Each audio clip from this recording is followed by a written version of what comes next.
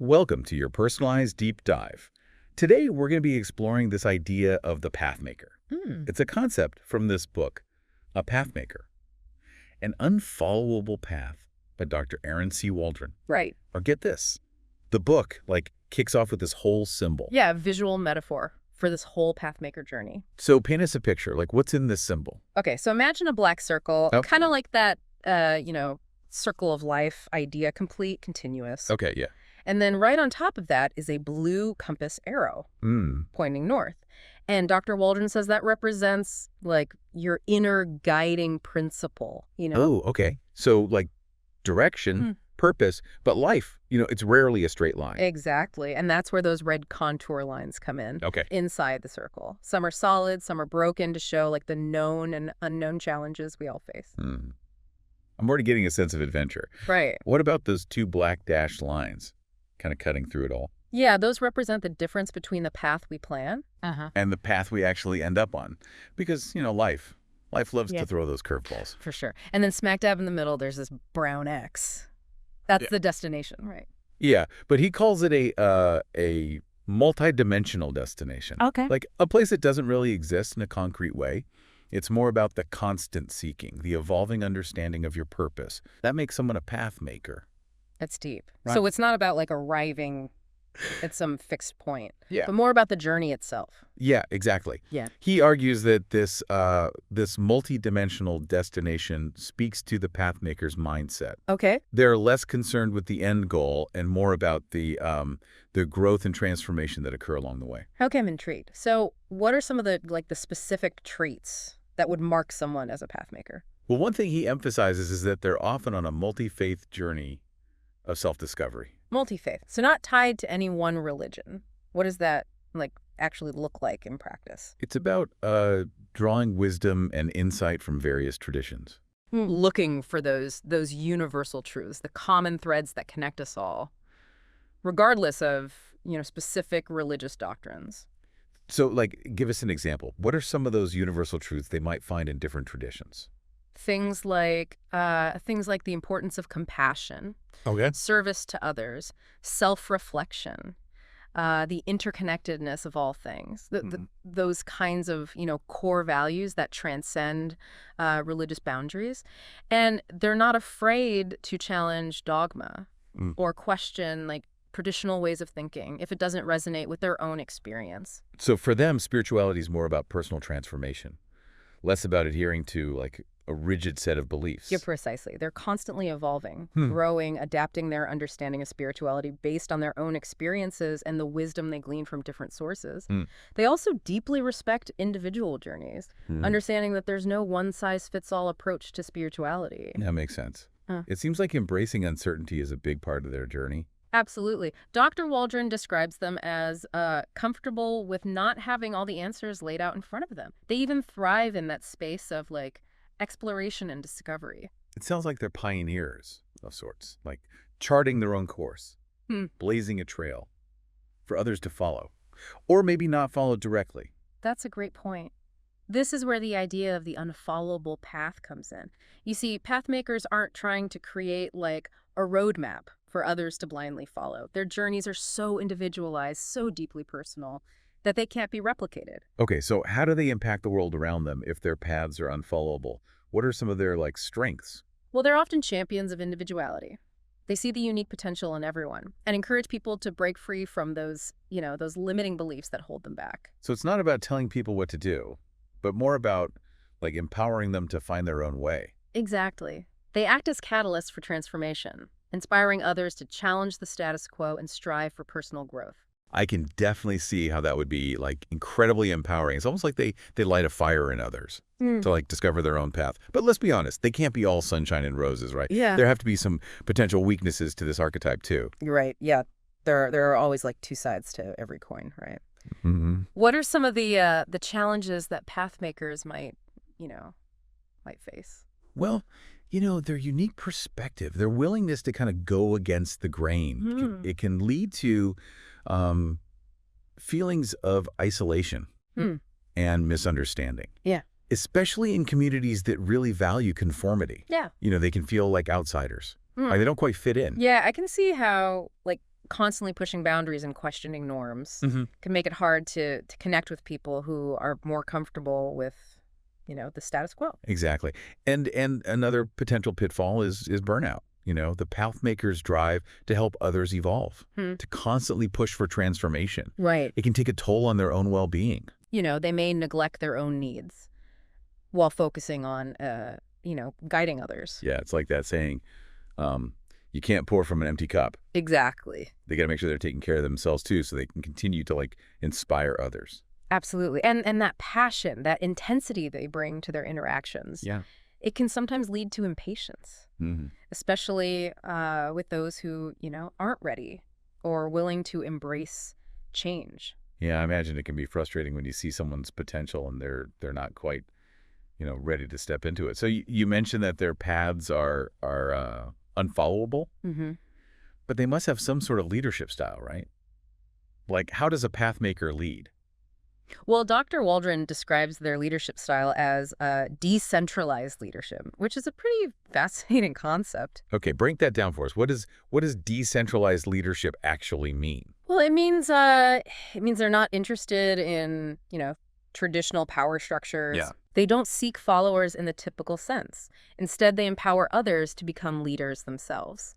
Okay, so it's less about being in charge Yeah. and more about sharing leadership, Exactly. creating a more collaborative environment. Think of it as a web rather than a pyramid. Okay. Each individual has their own, strengths and contributions to make, and the path maker helps to create a space where those strengths can flourish. It sounds like they really trust people Mm-hmm.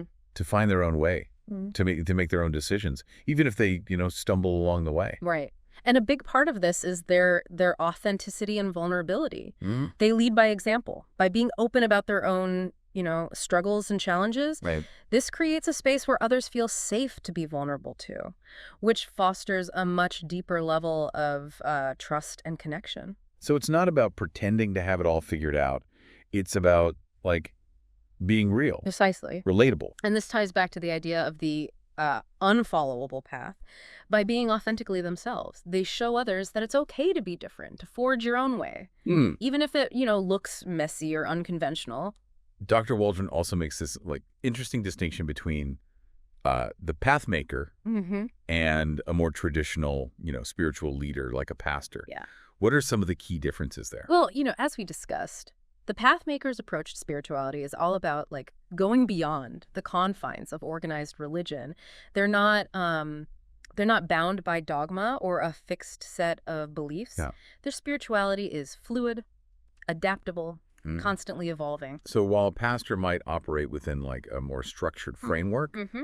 the path maker really encourages, individuals to explore different traditions, different ways of connecting with the divine. Right. They're more like spiritual guides, helping people find their own unique path rather than dictating what that path should look like. And this ties into another fascinating concept that Dr. Waldron brings up, the connection between the path maker and the Sigma personality type. Okay, I'm not familiar with that personality type. Fill me in. So Sigmas are known for their independence, resilience, and nonconformity. They question everything, challenge the status quo, and forge their own path regardless of societal expectations. I can definitely see how that aligns with the path maker archetype. Yeah. So are you saying that all path makers have a Sigma personality? Not necessarily, but Dr. Waldron argues that there's a strong correlation between the two. And what's particularly interesting is that he emphasizes that these Sigma traits Yeah. are not gender specific. So men and women can both embody the path maker archetype Yeah. and exhibit Sigma personality traits. Exactly. It challenges those traditional gender roles and expectations. That makes a lot of sense. Now, I'm curious about how all of this applies to family dynamics. Mm-hmm. Dr. Waldron talks about family off path. What's that all about? Well, it's basically about extending those pathmaker principles Yeah. to the realm of family life. So instead of a traditional hierarchical family structure, it's more about empowering each family member Mm-hmm. to find their own path. Yes, and it's about cultivating a deep sense of authenticity, compassion, and resilience within the family unit. Can you give us a concrete example of what that might look like in practice? Sure.